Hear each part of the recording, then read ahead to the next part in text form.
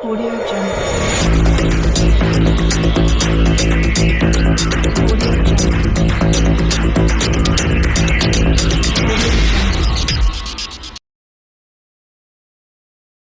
आज हम पढ़ेंगे कि क्या दर्पण सिर्फ समतल होते हैं।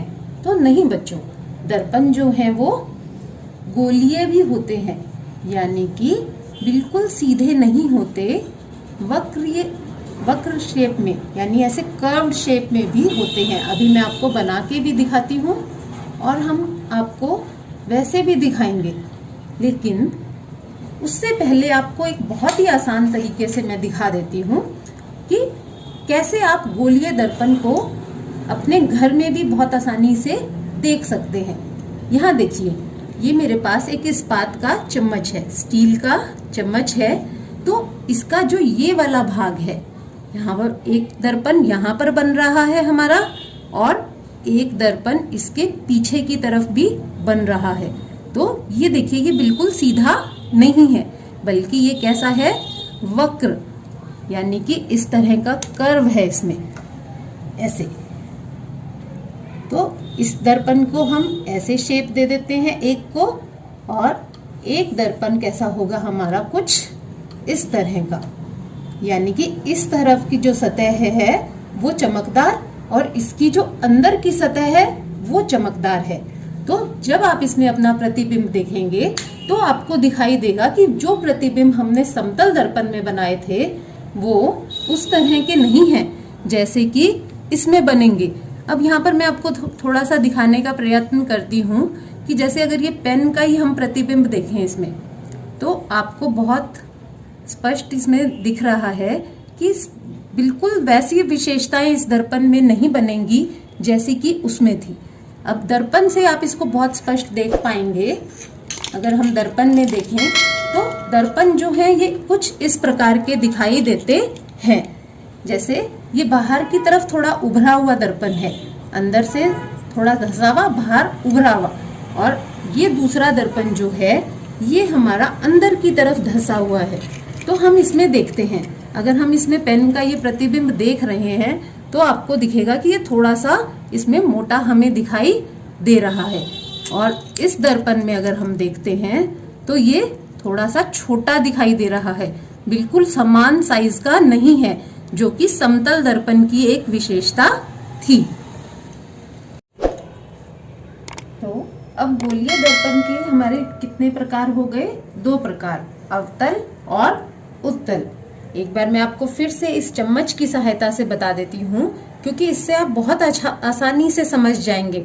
इसका जो ये वाला परावर्तक पृष्ठ है वो कौन सा है, हमारा अवतल, और बाहर इस तरफ का जो है, जो बाहर उभरा हुआ है, वो हमारा उत्तल दर्पण के समान है। तो यहाँ पर हमने ये जो चित्र बनाए हैं इनका भी हम अब नाम लिख देते हैं।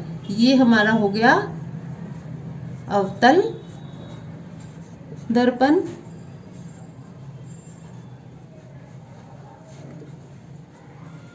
और ये हो गया हमारा उत्तल दर्पण।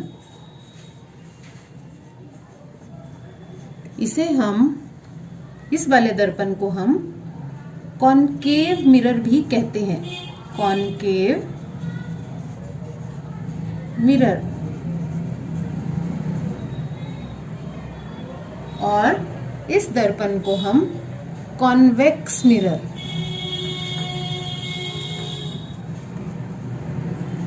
भी कहते हैं। तो परिभाषा क्या हो जाएगी हमारी, यदि गोलीय दर्पण का परावर्तक पृष्ठ अवतल है तो उसे अवतल दर्पण कहते हैं, और यदि गोलीय दर्पण का परावर्तक पृष्ठ उत्तल है तो उसे उत्तल दर्पण कहते हैं। यहाँ पर हमारा जो परावर्तक पृष्ठ है इस दर्पण में तो ये वाला है, इस साइड वाला, और इस दर्पण में ये वाला। दर्पण में आप देख लीजिए कि ये जो चमकदार सतह है इसे हम परावर्तक पृष्ठ कहते हैं, और जो मैंने यहाँ पर ये लाइंस लगाई हैं इसका मतलब क्या है कि इसके पीछे की जो साइड है उस पर पॉलिश की गई है, जैसे कि आप दर्पण में देख सकते हैं। ये चमकदार पृष्ठ और ये पॉलिश की गई सतह। दर्पणों के उपयोग यानी हम इन दर्पणों को इस्तेमाल कहाँ कहाँ करते हैं। अवतल दर्पण का हम पहले देखते हैं। अवतल दर्पण का उपयोग जो है दंत चिकित्सकों द्वारा किया जाता है, यानी डेंटिस्ट जो दांतों के डॉक्टर होते हैं वो अवतल दर्पण का उपयोग करते हैं। आपने देखा होगा जब हम डेंटिस्ट के पास जाते हैं अपने दांत का दर्द या कुछ दिखाने के लिए, तो उनके पास एक इस तरह का लंबा डंडी जैसा और यहाँ पर एक दर्पण लगा हुआ होता है।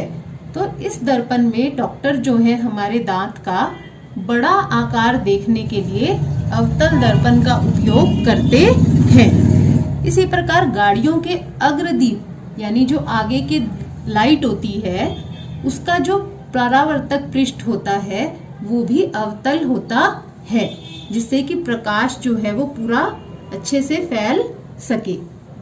और उत्तल दर्पण के उपयोग गाड़ियों का पश्च दृश्य दर्पण जो होता है, जो साइड में लगा हुआ दर्पण होता है, जैसे गाड़ी के साइड में जो दर्पण होता है वो जो है हमारा उत्तल दर्पण होता है।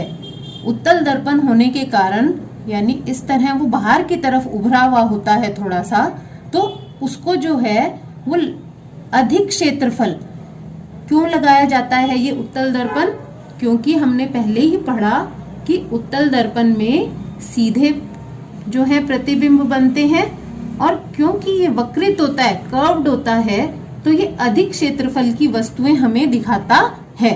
तो दो कारण हो गए, एक तो अधिक क्षेत्रफल जो है वो उसको कवर करता है जिससे कि गाड़ी में जो पीछे वाहन चल रहे हैं वो हमें स्पष्ट दिखाई दें, और दूसरा इसमें बनने वाले प्रतिबिंब जो होते हैं वो सीधे होते हैं, आकार में छोटे होते हैं लेकिन सीधे होते हैं।